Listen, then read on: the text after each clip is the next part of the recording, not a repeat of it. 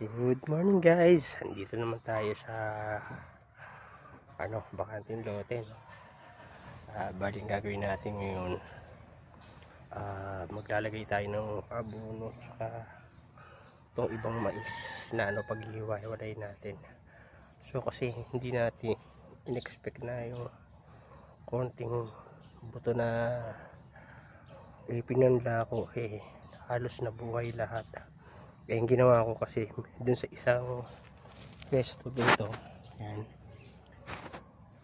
merong 3, 4. So yung 4 kasi at pag medyo dikit-dikit sila, hindi masyadong maglalaki yung maigi kahit sabihin mo lagyan natin ng abono. So gagawin natin yung may mga 4 mahigit na piraso sa isang ganto. Gagawin natin tigdadalawa lang para mas maganda yung paglaki nila, mas makakaano silang mga igi, hindi sila parang overcrowded doon sa pwesto nila. Tapos pag sasabay na rin natin ng ilagay ng abono, pati yung nilagyan natin yung mga talong natin na pinabata, yung talong na bilog, kung natatandaan nyo sila. So ito yun, ayan, nakikita nyo sila, ayan sila guys, ayun yung ba may mga tubo, di ba? So lalagyan na natin sila ng abono para makaganda yung paglaki nila, pati yung mga pinya natin. So samahan nyo ako habang tinitignan natin sila yung mga piliin natin.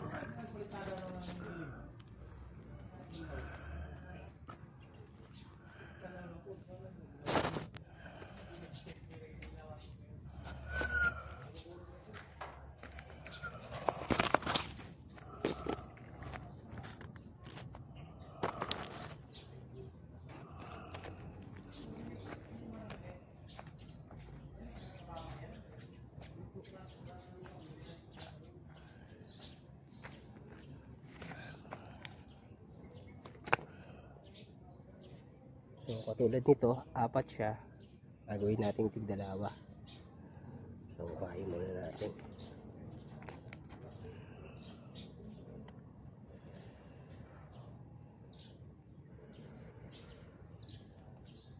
So actually 2, 6 nga pala to. So kunin natin yung 4.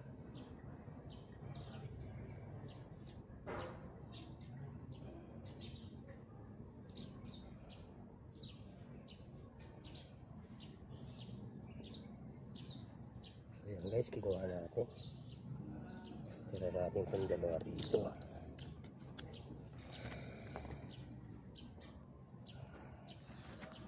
So dito pwede natin lagyan.